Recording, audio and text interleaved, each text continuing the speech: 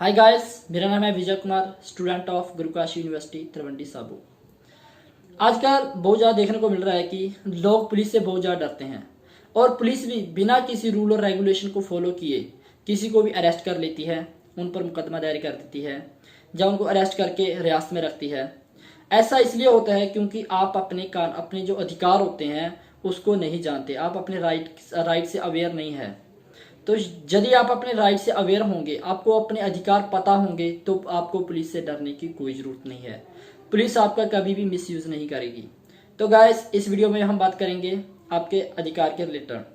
तो चलो शुरू करते हैं। जब पुलिस आपको अरेस्ट करने के लिए आती है तो सबसे पहले सीआरपीसी सेक्शन 50 सबसेक्शन ए के तहत आपको गिरफ्तारी का कारण जानने का अधिकार है। आजकल ऐसा कई जगह देखने को मिलता है कि पुलिस बिना कोई कारण बताए किसी को भी गिरफ्तार कर लेती है, लेकिन अगर आपको नॉलेज है तो आप उनसे पता करिए कि आपको गिरफ्तार क्यों किया जा रहा है।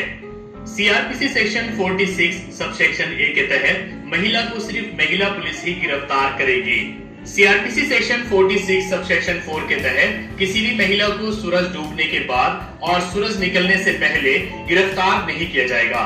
मतलब कि सूरज निकलने के बाद और सूरज डूबने से पहले तक ही किसी महिला को गिरफ्तार किया जा सकता है।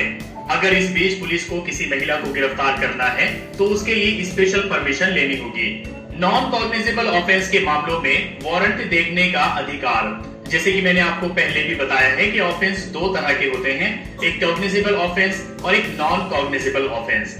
नॉन कॉग्निजेबल ऑफेंस मतलब जो छोटे छोटे क्राइम होते हैं, जैसे कि किसी के साथ धोखाधड़ी करना, ऐसे मामलों में पुलिस बिना किसी वारंट के किसी को गिरफ्तार नहीं कर सकती है। अगर नॉन कॉग्निजेबल ऑफेंस के मामलों में पुलिस आपको गिरफ्तार करने के लिए आती है तो आपके पास वारंट देखने का अधिकार है, जबकि कॉग्निजेबल ऑफेंस यानी बड़े क्राइम के मामलों में पुलिस किसी को भी बिना किसी वारंट के गिरफ्तार कर सकती है। सीआरपीसी सेक्शन 41 बी के तहत अरेस्ट मेमो बनवाने का अधिकार। पुलिस जब आपको अरेस्ट करती है तो आपके पास राइट होता है कि आप मेमोरेंडम ऑफ अरेस्ट बनवाएं। ये एक मेमो होता है जिसमें पुलिस को लिखना होता है कि उसने आपको किस जगह से गिरफ्तार किया है और जिस ऑफिसर ने अरेस्ट किया है उसकी रैंक क्या है और किस लिए गिरफ्तार किया गया है। साथ ही इस पर किसी फैमिली मेंबर के या मोहल्ले के किसी रेस्पेक्टफुल पर्सन के उस पर सिग्नेचर करने होते हैं। साथ ही जिस पर्सन को गिरफ्तार किया गया है उसके भी मेमो पर सिग्नेचर कराए जाते हैं।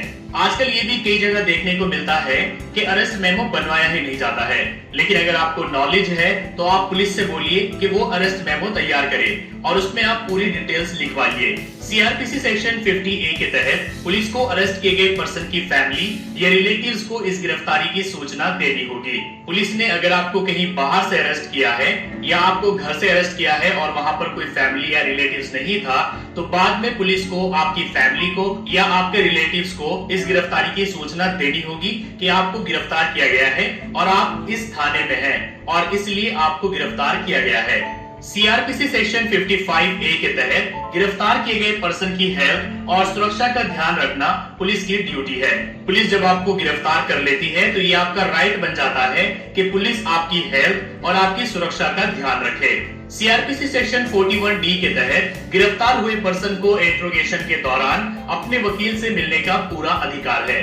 पुलिस जब आपको गिरफ्तार कर लेती है तो उसके बाद इंट्रोगेशन करती है, तो इंट्रोगेशन के दौरान आपको ये अधिकार है कि आप पुलिस से कहें कि मुझे अपने वकील से मिलना है और वकील से मिलने से पहले तक मैं आपके किसी सवाल का जवाब नहीं दूंगा। इसके बाद पुलिस की एक ड्यूटी बन जाती है कि वो एडवोकेट को इन्फॉर्म करे या फिर आपकी फैमिली को इन्फॉर्म करे कि गिरफ्तार हुए पर्सन के वकील को लाया जाए। सीआरपीसी सेक्शन 57 के तहत गिरफ्तार किए गए आदमी को 24 घंटे से ज्यादा हिरासत में नहीं लिया जाएगा। अगर 24 घंटे से ज्यादा हिरासत में रखना है तो सीआरपीसी सेक्शन 167 के तहत मजिस्ट्रेट से परमिशन लेनी होगी।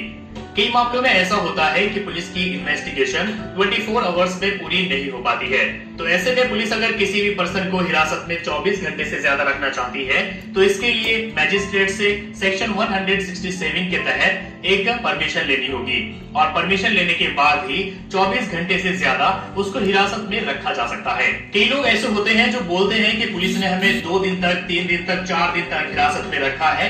ऐसा इसलिए होता है क्योंकि उन लोगों के पास नॉलेज नहीं है, उन्हें अपने राइट्स नहीं पता है। अगर आपको आपका राइट पता है तो आप जान सकते हैं कि पुलिस आपको 24 घंटे से ज्यादा हिरासत में नहीं रख सकती है। सीआरपीसी सेक्शन 56 के तहत 24 घंटे के अंदर अंदर मैजिस्ट्रेट के सामने पेश होने का अधिकार। पुलिस जैसे ही आपको अरेस्ट कर लेती है तो उसके 24 घंटे के अंदर अंदर नियरेस्ट मैजिस्ट्रेट के सामने आपको पेश करना उसकी ड्यूटी है और ये आपका अधिकार है कि आपको मैजिस्ट्रेट के सामने पेश किया जाए। सीआरपीसी सेक्शन 54 के तहत पुलिस को गिरफ्तार किए गए पर्सन की रिक्वेस्ट पर उसका मेडिकल टेस्ट कराना होगा। जैसे ही आपकी गिरफ्तारी होती है तो आपको डिमांड करनी चाहिए पुलिस से कि आपका एक मेडिकल कराया जाए। आप कुछ भी बता सकते हैं कि मुझे ये प्रॉब्लम है या ये बीमारी है, तो पुलिस की ये ड्यूटी बन जाएगी कि वो आपका मेडिकल कराएगी। इसके बाद जब आपको कोर्ट में ले जाया जाता है तो उससे पहले भी आपका मेडिकल कराया जाता है। तो इसका बेनिफिट आपको ये मिलेगा कि पुलिस आपके साथ मारपीट नहीं कर सकती है, क्योंकि अगर गिरफ्तारी के टाइम ही आपका मेडिकल हो गया तो उसके बाद कोर्ट में जाते समय जब मेडिकल होगा, अगर पुलिस आपके साथ मारपीट करेगी तो उस मेडिकल में वो चोटें आएगी। तो इसलिए अगर आप पहले ही मेडिकल करा लेंगे तो पुलिस आपके साथ ऐसी कोई मारपीट नहीं करेगी जिससे आप पर चोट। तो गाइस, ये थे कुछ का अधिकार, कुछ का राइट थे जिसके बारे में आपको पता होना ही चाहिए।